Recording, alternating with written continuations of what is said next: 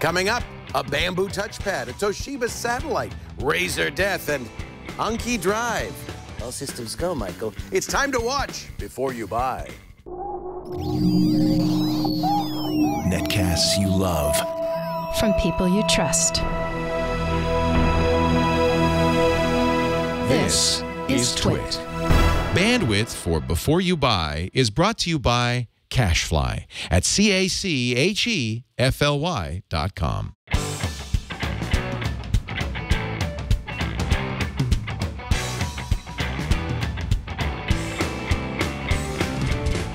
Hey, welcome to Before You Buy, the Twit product review show where we get the latest and greatest goods in-house and then let our good staff take a look at it and give you kind of what it's like to really use the stuff.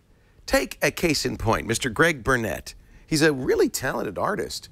In fact, really, he shouldn't be here at all. He should be drawing his little heart out. That's why we gave him, from Wacom, the bamboo touchpad. Let's see what Greg thinks. I'm Greg Burnett with Twit.tv, and Before You Buy, and I'm reviewing the Bamboo Pad Wireless.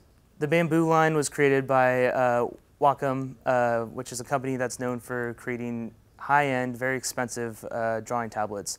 The Bamboo series was intended to be the more affordable, rough and tumble sort of everyday man's drawing tablet. I think they did a great job of creating a high-quality product that was affordable in a small form factor. So for my pros, it's wireless. I like that. So I can hook it up to my tablet, use it with Fresh Paint, OneNote, just about any app that you can imagine that you would use a stylus with. But it also has gesture control. So you can scroll, use it as a secondary touchpad if you really wanted to. Another pro would be that it's only $79, which is pretty darn cheap for a drawing tablet. And a third pro, at 150 grams, it is super light and incredibly mobile. You can take it with you anywhere, especially with that long battery life. And as for my cons, as with any tablet, there's a bit of a learning curve when using it. It doesn't have a screen on it, so be aware that if you're going to purchase this product, it's going to take a little while before you get used to actually using it. And finally, as for buy, try, or don't buy, I'm going to give the Bamboo Pad a buy. I think that it's cheap, it's light, and it works. And that's just about all I could ask for from a product like this. I'm Greg Burnett with Twit.tv and Before You Buy, and I will see you next time. Thank you, Greg Burnett. Brian Burnett's brother. It's not a coincidence. They're actually related. Brian's our technical director and also frequent reviewer on Before You Buy. Right now, Radford Castro, our director of engineering, is here. We like to give him laptops. Yes. Because you like the laptops. Mm-hmm. This is a Toshiba. Now, Toshiba's been around with laptops longer than almost anybody. Yes. Of late, I kind of feel like they're kind of low end. This is clearly not a super expensive one. No, it's it's an not. AMD It's definitely, processor. like you said, it's a low end. Yeah. And this is going after the, I guess, not below mid-range. So you're looking at $529 to start for this type. This is the L55D. $529. It looks like, I mean, it looks pretty nice. It looks pretty nice, but unfortunately, its beauty doesn't match its insides. Oh. So yeah, this is an AMD quad-core. It uses its own AMD Radeon-like, I guess, GPU. I'm going to go through the specs real quick. It's not HD. It's 1030. It's 1366 by 768. That's really often what happens with these low-price computers. Right. You get a low-res Low resolution, lesser RAM. The only thing is that it touch? No, it's not. That's another thing too. The only big thing right now is 750 gigabytes of hard drive space, but it's not SSD. Right. So, but it has a few things.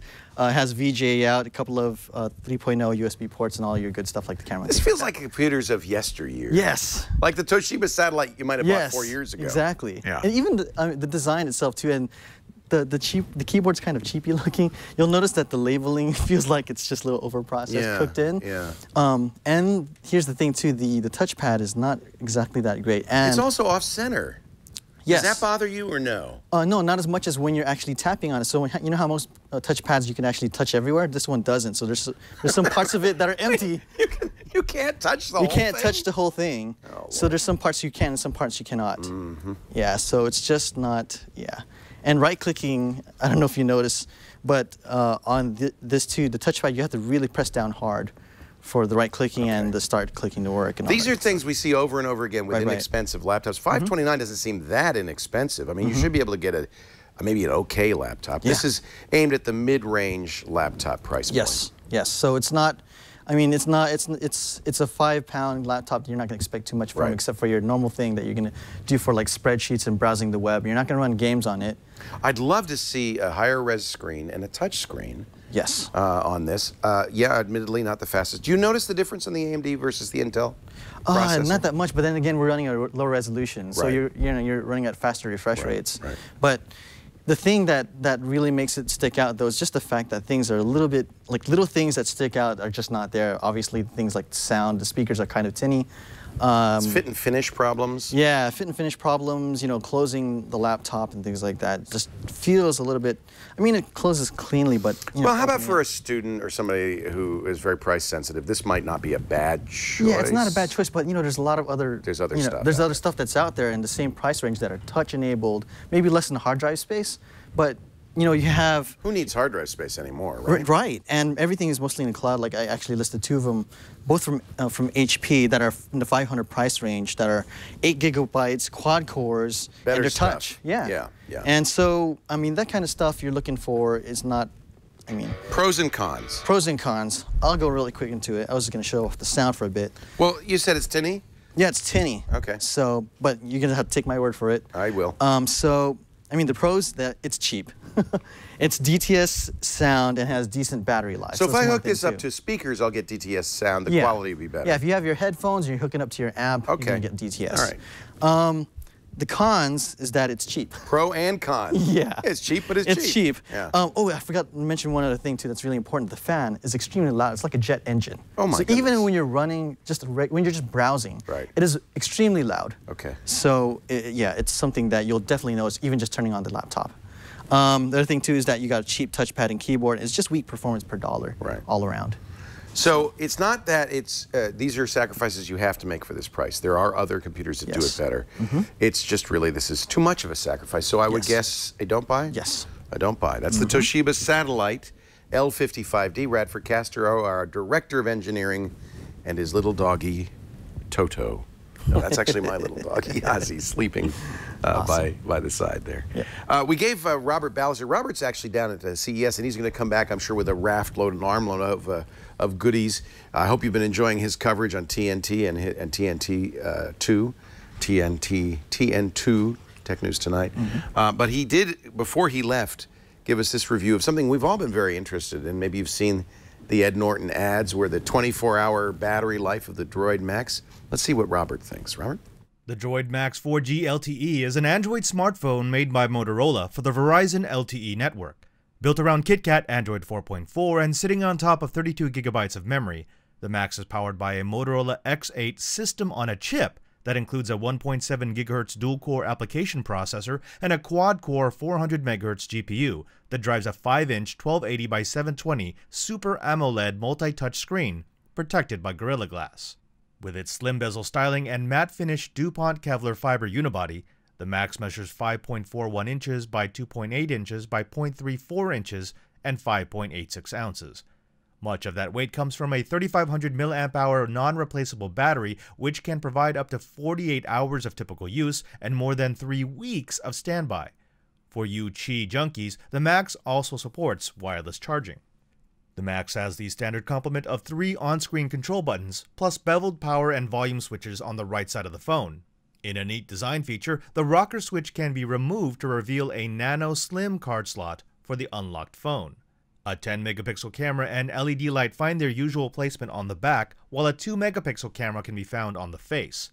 The Droid MAXX has all the cool kid wireless accoutrements, including Bluetooth 4.0, NFC, GPS, AGPS, GLONASS, and 802.11a/BGN, along with LTE, CDMA, EVDO, Edge, GSM, HSPA, HSDPA, and HSUPA across the 700, 800, 850, 900, 1800, 1900, and 2100 bands. Wow. Getting past the specs, the Motorola Droid MAXX is surprisingly satisfying to use. The slightly thicker and heavier dimensions of the phone combined with the Kevlar unibody make it comfortable to cradle and unlikely to slip out of your hands.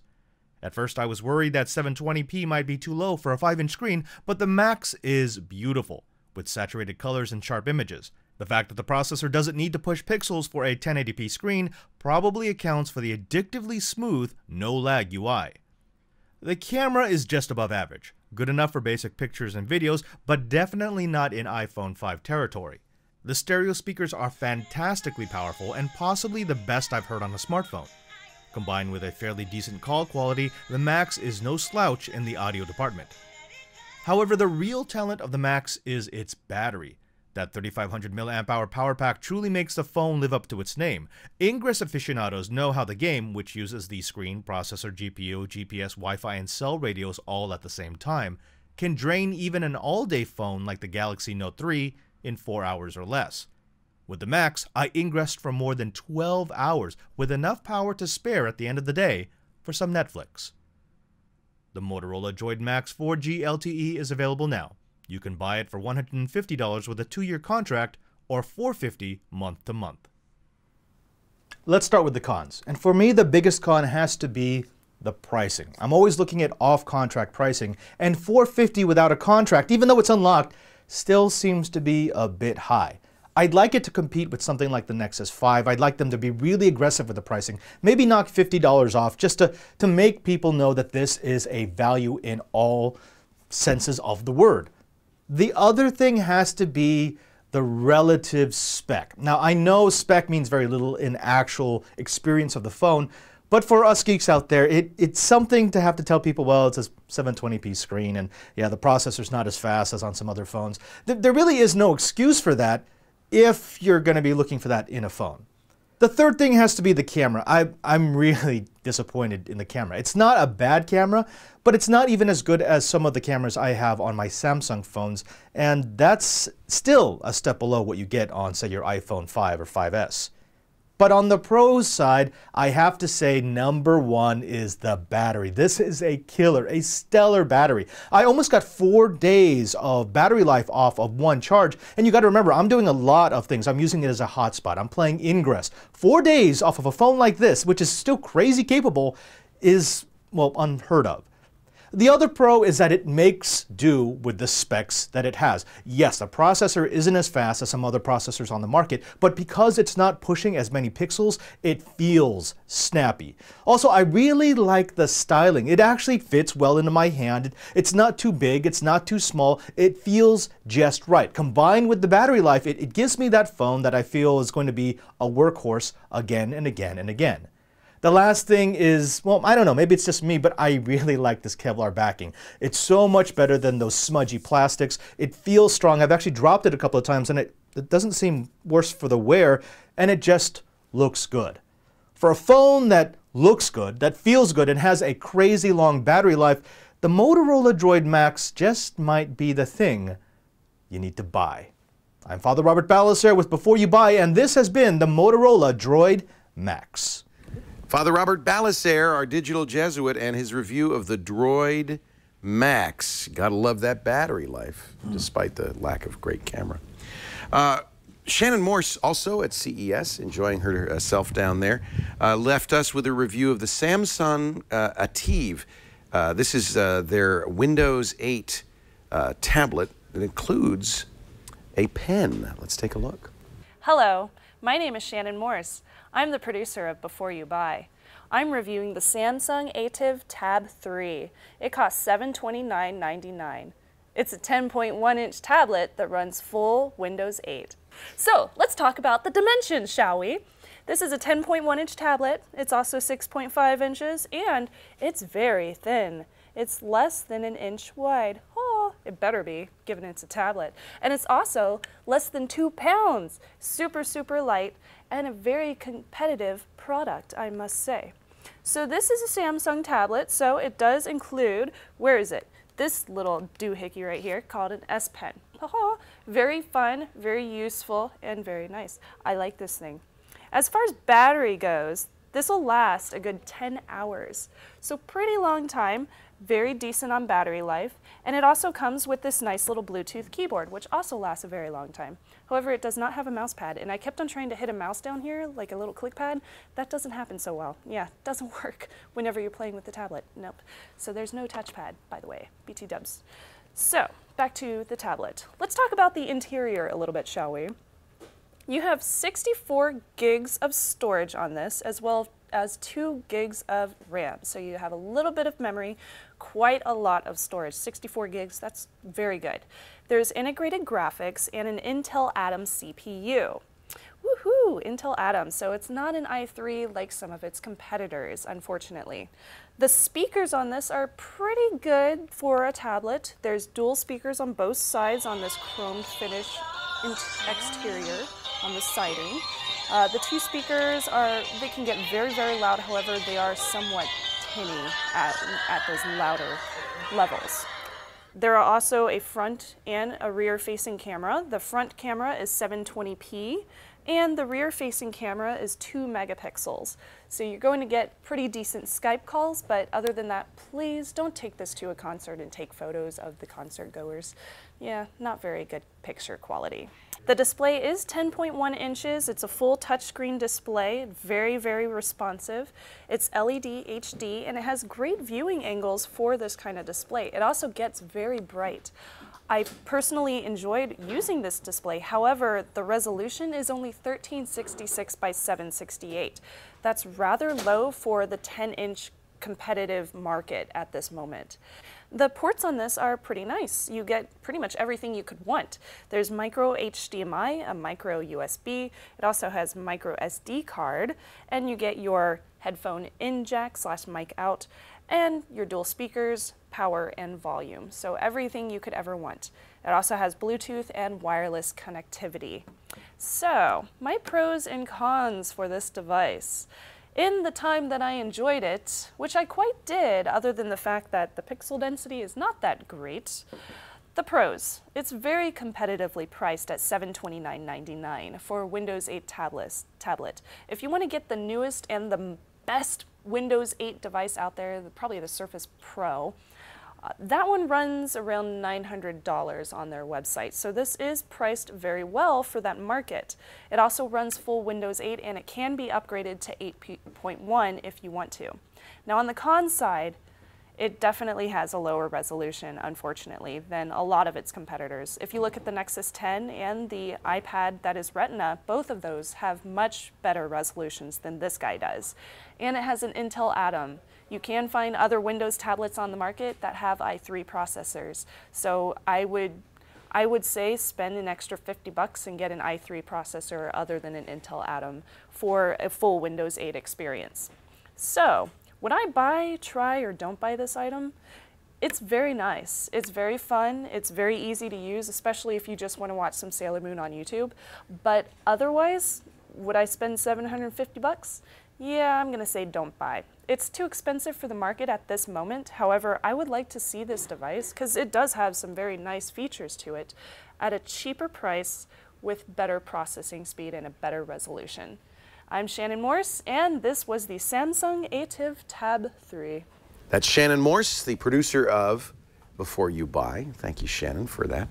Tony Wang, our editor-in-chief. We always give him the interesting cameras. This is a new one from Fujifilm, the X-M1, a very compact DSLR-style camera. Let's find out what Tony Wang thinks. I'm Tony Wang for Twit and Before You Buy, and today I'm reviewing the Fujifilm X-M1 rangefinder mirrorless camera. This is the third model from Fujifilm, following the footsteps of the X Pro 1 and also the XE1. Now this camera has the same CMOS sensor that's 16.3 megapixel, and it's APS-C size. You have a very large sensor in a very small body. And the ISO goes up to 25,600. And as I always say, don't ever shoot at that high ISO. That's just way too high. That's not the native ISO of the sensor. This sensor is actually the same sensor as the XE1, and also they're very, very, very good point and shoot, which is not removable. The lens is not removable. The X100S. That camera is awesome. So this, why would anybody buy this? You would buy this if you're really going into digital photography, but you want something a little bit more than just the point and shoot. So these mirrorless rangefinder cameras are actually replacing sort of taking over the space of these entry-level DSLR, which they're very comparable in price. These two are both about $800 MSRP, and you can find them less. In street price is probably $700 or so. And they all come with a zoom lens as the kit lens. More about the X-M1. You have no electronic viewfinder, but you do get a 3-inch tilt display on the back. And also, currently there's 2 lenses that was released with the X-M1. You have the kit lens, which is actually a newer model of the previous kit lens. This is 16-50. And there's also a 27mm pancake that you could get, which is about the equivalent of a 50mm. And as I mentioned before, the sensor is carried over from the XE1, which is a really, really good APS-C sensor. I know it's only 16 megapixel, but the quality of the sensor really matters when it comes to image quality. And you can see the quality in even just large JPEG if you're just shooting JPEG. So, I mean, I would definitely shoot RAW with this camera. And there's a couple design issues, such as the lens release. I keep on hitting it with my hand because I'm used to holding my camera with just my right hand. The pop-off flash, even though it clears the lens, it does feel a little flimsy. Pros and cons with the X-M1 Pro, the price range and the sensor quality, the sensor is amazing. And also just the overall layout of the camera, where all the controls are. They're all very logical, and there's no steep learning curve when you're trying to figure out where you change the settings. And the only con I can think of is the build quality, because it's much lower price point than the X Pro one. You sort of don't get the greatest, like the battery door is a little loose at times. I get a little worried about that. Buy, try, or don't buy for the Fujifilm X-M1. I'm gonna give this camera a buy. If you're looking to get into digital photography seriously, or even just as a real hobby, it is really worth looking into all the mirrorless rangefinder digital cameras out there. I know everybody always talks about DSLR, DSLR, DSLR, but end of the day, now that we're on digital, there's really no need for a mirror, especially when the display technology is so good now and you have tilting displays and high resolution displays and even, you know, electronic viewfinders. There's no need for mirrors. I'm Tony for Twit and Before You Buy, and this is the Fujifilm X-M1. Thank you, Tony Wang, editor-in-chief of all of Twit. Now, I get a review, and I showed you my little Knight Rider here. Actually, this is a car from a system called Anki Drive. We saw this system at the Worldwide Developers Conference like more than a year ago from Apple. These are Bluetooth LE-enabled cars. They have a special track. They charge via USB. I'm all charged up with my car. By the way, this has a name. This is Kurai. Each of these has a name. Let's go show you a little bit of how the Anki Drive works. Now, one thing you should know, in order to use the Anki Drive, you have to have an iOS device, either an iPhone or an iPad, because you have to use the iPhone software. Who's going to race with me? Patrick? All right, who are you going to pick? You could pick any one of these 3 cars remaining. I've picked Kurai. We'll open them up. These are the little USB charging containers. They look like little portable razors. You want to pick the gray one, the blue one, the red one? You going to do it with me, Chad? All right, we're going to place our cars on the track. $199 for the starter kit, which is this track plus 2 cars. Okay, so who's going to host the game? I will.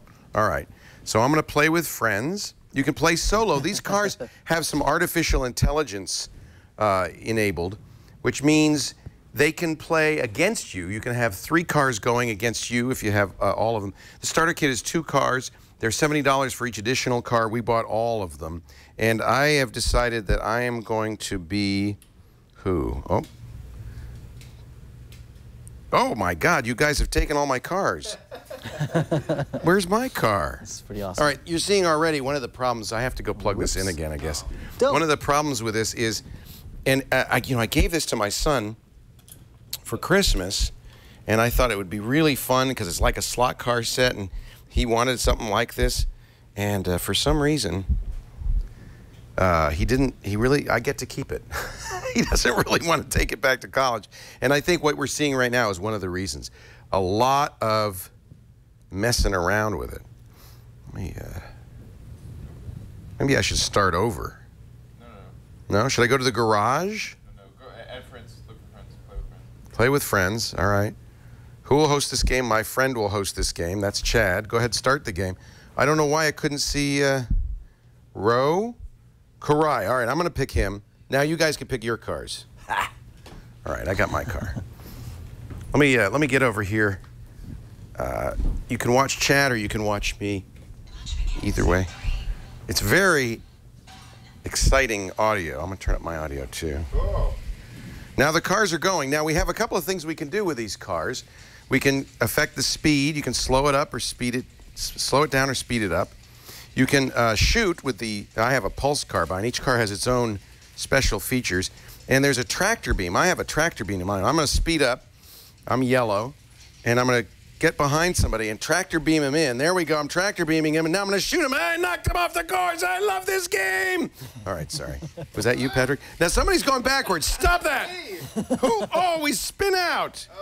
Now place and push, it says. That means I have to get back on the track and push it. All right. Tractor beam. They just added a firmware update for these, and I guess we have new capabilities. That's one of the things that's cool about this is the car is really software AI. And so adding capabilities means not only adding weapons, but adding intelligence to the car. And that happens automatically when you hook it up. All right. Tractor beam. All right. Go ahead. Go by me. Tractor beam him in. Shoot him. Shoot him. Boom, boom, boom, boom, boom. So actually, I think this is kind of fun. I was a little disappointed that Henry didn't think so, especially since I spent $200 on the starter kit and $70 on each additional car. That's $340. I'm in on this thing. Do you think you think it's fun? Are you having a good time? I think once you get it set up, it's a lot more fun. The neat thing is, this is completely flat vinyl mat. The cars stay in the mat automatically. And there is a whole audio soundtrack here. With a pulsing soundtrack. Oh, who's shooting at me? See, I don't have a shield on my car. Some cars have shields as defensive weapons. Some cars, I've been disabled by OMG Chad. Bastard. Speed up. All right. Slow down suddenly. Now tractor beam that guy in and shoot at him. Whoa, oh, wait a minute. How'd you do that?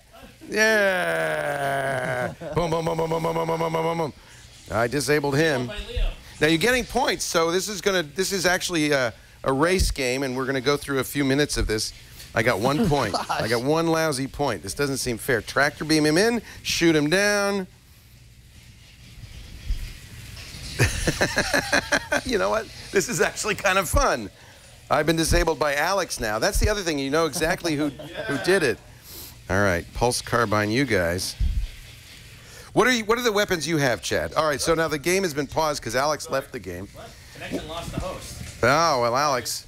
So, pros and cons. Of course, the pros are, this actually is kind of a fun game. You've got a track you can roll up and put away anytime. It's very easy to do that.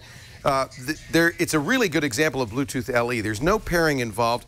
You just plug the cars in, charge them up. You get about, they said 15 minutes of driving time for just a few minutes of charge. They charge pretty quickly. Charges up via micro USB.